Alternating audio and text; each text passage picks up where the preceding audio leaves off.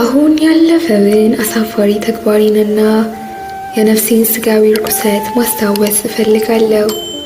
አቤቱ አምላኬ፣ ትዝታው ስለሚናፍቀኝ አይደለም፣ አንተን ማፍቀር እችል ዘንድ ነው። የማስታውሰውም የአንተን ፍቅር ከማፍቀር የተነሳ ነው። መራር በሆነ ራስን የመመርመር ሂደት የርኩሰት መንገዶቼን ማስታወሴ አንተ በውስጤ ጣፍጠኸኝ እንድታድግ መጣፈጥህም ያለ ሽንገላ እንዲሆን ነው። ከአንዱ አንተ በመለየት ሽሽት በብዙ ውስጥ ራሴን አጥቼ በብዙ አፍጋላት ባክኜ ከቀረውባቸው ከንቱነቶቼ ተሰበስበኝ ዘንድ ያንተ ጣፋጭነት ደስታና መታመኛ ይሁነኝ።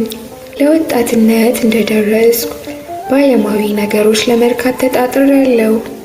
እናም በተለያዩ ስኬቶች ሰክሬ በአፍላ ፍቅር መዳራትን ደፈርኩ። ነፍሴ አጠጠች።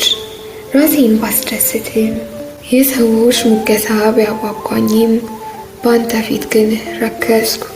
ነገር ግን ከማፍቀርና መፈቀር በስተቀር የሚያስደስተኝ ምን ነበር? በዚያም ቢሆን የወዳጅነት ብሩህ ጎዳና በሆነው የልብ ወዳጅነት የተገራው አልነበርኩም። በንጹህ መውደድና በረከሰ ምኞት መሃል ያለውን ልዩነት ማመዛዘን እስኪሳኔን ድረስ የጨለማው የስጋ ፍትወትና የጉርምስና ምናባዊ የቀን ህልም ልቤን ነስቶኝ ማስተዋሌን ነጥቆኛል። የመሻት ጭጋግም ውጦኛል። ሁለቱም በውስጤ በመፍላት ግራ ያጋቡኛል። ያልተገራውንም ወጣትነቴን ወደ ጎረበት ባጣ የዝሙት ምኞቶች ስበው ይወስዱታል። በርኩሰትም ማዘቅት ውስጥ ያሰጥሙታል። ቁጣ በእኔ ላይ ነዶ ነበር። እኔ ግን አይታወቀኝም ነበር።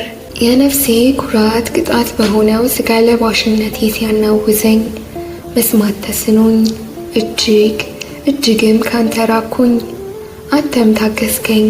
ላይ ወጣው፣ ታች ወረድኩ፣ ብክንክን አልኩ፣ በዝሙት ተቃጠልኩ። አንተ ግን ዝም አልከኝ።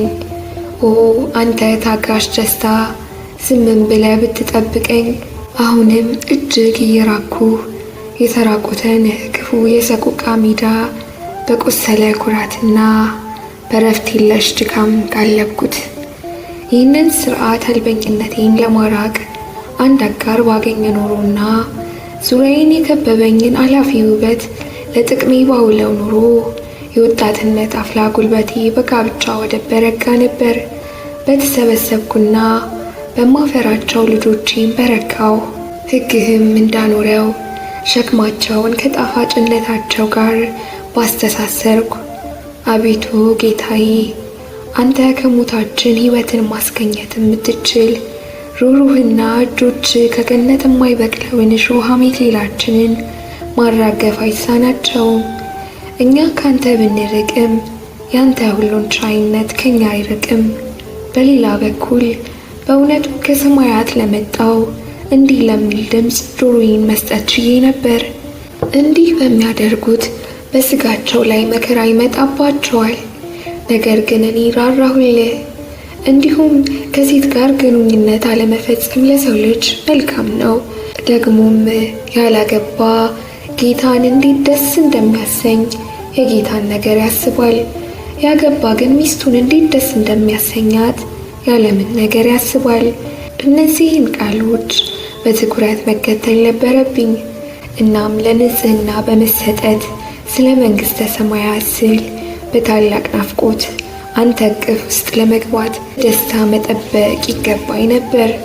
ነገር ግን ሞኝ ነበርኩና ባህር ላይ እንዳለ ሞገድ በራሴው እየተላተምኩ አንተን ትቼ ትእዛዝህን ሁሉ ጥሼ በድክመቴ ዋኘው። ያንተን ቅጣት ግን አላመለጥኩም። እንግዲያውስ ሟች ፍጡር ምን ማድረግ ይችላል? አንተ አልተለየኸኝም። ከመገፋት ሰንኮፋ የነፃን ደስታ አሻ ዘንድ ያን ሁሉ ቅጥ ያጣ ጓጉል ደስታዬን በመራር መገፋት አጣፍጠ ምሕረት ከቁጣ ከለለኝ። ካንተ ካልሆነ በቀር ይህን ደስታ ከወዴት ማግኘት እችላለሁ? አቤቱ ጌታዬ፣ ካንተስ በስተቀር ማን ከሐዘናችን ያስተምረናል? ሊፈውሰንስ ማን ያቁስለናል?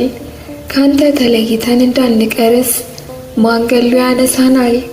በአንተ ሕግ የተነቀፈ ቢሆንም እንኳን በ16 ዓመቴ በሕይወተ ሥጋ ፍትወት በእብደት አክሊል ነስቶኝ ነበር። ለሰው ኀፍረት የለሽ ነፃነት የሚያቀርበውን ያንን እብደት እኔ ራሴን ሙሉ በሙሉ ስሰጠው ከቤትህስ ፍስሐ ምን ያህል በግዝፉ ርቄ ነበር? የትስ ነበርኩ? እነዚያ ቤተሰቦቼ ግን ከዚህ ብክነት በጋብቻ ሊያድኑኝ እንኳን አላሰቡም። የእነርሱ ብቸኛ ጉጉት አርቱተ ልሳን ተምሬ አሳማኝ ተናጋሪ ሆኜ እንድገኝ ነበር። እንግዲህ በዚህ ዕድሜ ከትምህርቴ ተስተጓጎልኩ። ሰዋሰውና አርቱተ ልሳን ላጠና ከሄድኩበት አጎራባቻችን ከነበረ ከተማ ከማዳዩራ ተመለስኩ። በካርቴዥም ለጥናት የሚሆን ገንዘብ ተመቻችቶልኝ ነበር። ይህ ሁሉ እቅድ የተጋስቴ ምስኪን ዜጋ ከነበረው ፍላጎቱ ከገቢው የበለጠ ካየለበት ከአባቴ መጣ ነበር። ይህን ሁሉ የምተርከው ለማን ነው? አቤቱ ፈጣሪ ላንተስ አይደለም፣ ነገር ግን በአንተ ፊት ላለው እኔን መሰል ፍጡር ምናልባት እነዚህን ጽሑፎች በአጋጣሚ ማንበብ ለሚችል ለዚያ ቅንጣት የሰው ዘር ክፍል ነው። ለምንስ ዓላማ? ይህን የሚያነቡ እኔም ጭምር በዳንተ የምንጣራው ከምን ያህል ጥልቀት ውስጥ ሆነንም እንደሆነ እንድንረዳ ነው። ከምትናዘዝ ልቦናና ከታማኝ ሕይወት ድምፅ በላይ ወደ አንተ ጆሮ የሚቀርብ ምን አለ? ከአፉ ነጥቁ ለልጁ የተሻለ ትምህርት የሚያገኝበትን ሁኔታ ያመቻቸውና ለጉዞ በሚሆነው ወጪ የደገፈው ወላጅ አባቴንስ ማነው የማያመሰግንና የማያሞግስ? ብዙ እጅግ የናጠጡ ሀብታም ዜጎች ለልጆቻቸው ያላደረጉትን አድርጎልኛል። ይህም ሆኖ ይኸው አባቴ በአንደበተኝነት እስከ ተዋጣልኝ ድረስ እንጂ አንተን ለማወቅ መዘግየቴ ምንም ያህል መካም ቢያደርገኝ ግድ አልነበረውም። አቤቱ ፈጣሪ ያንተ እርሻ የሆነው የልቦናዬ አንድ እውነተኛና መልካም ጌታ ወላጅ አባቴ በንጽህና ራሴን እጠብቅ አልጠብቅ እንደሆን ካልሆነ ወደ አንተ በመንፈሳዊ ስለማደግ ፈጽሞ የሚያስጨንቀው ጉዳይ አልነበረም። በዚያ 16 ዓመት ዕድሜ ከወላጆቼ ጋር ነበር የምኖረው። ከትምህርት ቤት ለእረፍት ለዓመት በዓል የምንመለስበት ጊዜ ከወላጆቼ ምቹ ድጋፍ ላይ ተመልሼ ሳረፍ ይህ ሀኬተኝነት ይጫጫንኛል። የፍትወት እሾህ ቁጥቋጦ ራሴን አናውሶት ከውስጤ ስንኮፋን ነቅሎ የሚጥልልኝ አንዳች ኃይል አልነበረም። በእርግጥ አንድ ቀን ገላዬን ስታጠብ አባቴ አይቶኝ ለአካለ መጠን እንደደረስኩና የጉርምስና ምልክቶች ማሳየት መጀመሬን አስተውሎ ልክ የልጅ ልጅ የማስታቅፈው ይመስል ለእናቴ በደስታ ሮጦ ይነግራታል። ይህ ደስታ ዓለም አንተን ፈጣሪውን ሁል ጊዜ በስጋር ፈንጠዚያ የሚረሳበት፣ ከአንተ ይልቅ ከፍጥሯን ጋር በፍቅር የሚወድቅበት፣ ወደ ውርደት የሚመለስበትና ለውርደት የሚሰግድበት፣ በተበከለ ፈቃዱ በህቡዕ ወይን ጠጅ ሰክሮ የሚመላለስበትን መንገድ ይመስላል። ነገር ግን በእናቴ ልቦና የአንተን መቅደስና የቅድስናህን ማደሪያ መስርተ መገንባት ጀምረ ነበር። አባቴ ግን በቅርቡ ለዚህ ገና አልታጨም።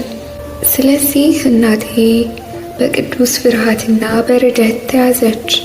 ምክንያቱም ገና አልተጠመቅኩም ነበርና። ለአንተ ፊታቸውን ሳይሆን ጀርባቸውን የሰጡ ሰዎች የሚያልፉበትን ጠመስማሳ መንገድ ፈራችልኝ። አቤቱ ፈጣሪ እኔ ካንተ ርቄ ስቅበዘበዝ ሳለው የአንተን ትዕግስት መብዛቱን ላጸናህልኝ ለእኔ ወየውልኝ። እንግዲያውስ በእውነቱ ቁጣ በእኔ ላይ አይነድምን? ያንተ ታማኝ አገልጋይ ከሆነችው እናቴ በጆሮዬ ሲንቆረቆሩ የነበሩት እነዚያ ቃላትስ ያንተ ካልሆኑ የማን ሊሆኑ? ሆኖም ሁሉንም ሰምቼ አፈስ ነበር፣ ልብ አላስገዙኝም። እስከማስታውሰው ድረስ ዝሙት እንዳትፈጽም፣ ከሁሉም በላይ የሌላውን ሚስት በዝሙት እንዳታማግጥ እያለች እናቴ ትወቅሰኝና ለብቻዬ ጠርታ ደጋግማ ታስጠነቅቀኝ ነበር። እኔ ግን የእናቶቹ ትወታ አደርገውና ላለመታዘዝ ፊቴን አጠቁር ነበር። ይሁን እንጂ ተግሳጹ በእርሷ በኩል ዝም ከማትለኝ ካንተ የመጣ ነበር። ምክሯን ንቄ አንተን ተውኩ። እኔ ልጇ ያንተው አገልጋይ የሆነች የባሪያህ ልጅ ነኝ። ይህን ግን አልተገነዘብኩም ነበር። እኩዮቼን የሚያሳፍር ተግባራቸውን በጉራ ሲያወጉ ስሰማ ከእነርሱ ያነሰ ሆኖ መታየት ያሳቅቀኝ ነበርና ሀፍረተ ቢስነትን እንደነሱ ስካነው በመታወር ቁልቁል ስነዳ፣ አዎ ከእነርሱ አውሬነት በላይ የራሴን አግንኜ በማቅረብ እኩራራ ነበር። የከፋው ደግሞ ይህን ጉራ የምፈጽመው ደስታን በመሻት ብቻ ሳይሆን በይበልጥ ምስጋናን በመሻት ነበር። ከክፋት ራሱ በቀር ምስጋና ሊነፈገው የሚገባው ምን ነገር ይገኛል? እኔ ግን ከንቱ ውዳሴን ላለማጣት ከነበርኩበት ወደ ከፋ ሁኔታ ራሴን ጣልኩ። ዳግመኛ በማንኛውም ነገር ከቡድኔ በበለጠ ኃጢአትን ሰርቼ ባልተገኘሁበት ጊዜ እንኳን ከእነርሱ ኋላ ቀር በመሆን እንዳልናቅ ወይም ከእነርሱ የተሻለ ንጽሕና ይዞ በመገኘት ክብሬ ዝቅ እንዳይል ያልሰራሁትን ሰራው ብዬ እዋሽ ነበር። እነሆ እነዚህ መሰል ከሆኑ አጋሮቼ ጋር በባቢሎን ጎዳና ተምነሸነሽኩ። በተግፋፋ ርኩሰቱም በከበረ ሽቶና በቀረፋ መዓዛ በታጠነ አልጋ እንደሚንፈላሰስ ተንከባለልኩበት። የማይታየውም ጠላቴ ወደዚያች ከተማ ማዕከል ይበልጥ ሲስበኝ፣ ማጥ ውስጥን በመስፈቅም ሲያማልለኝ በቀላሉ ነጉድለት ነበር።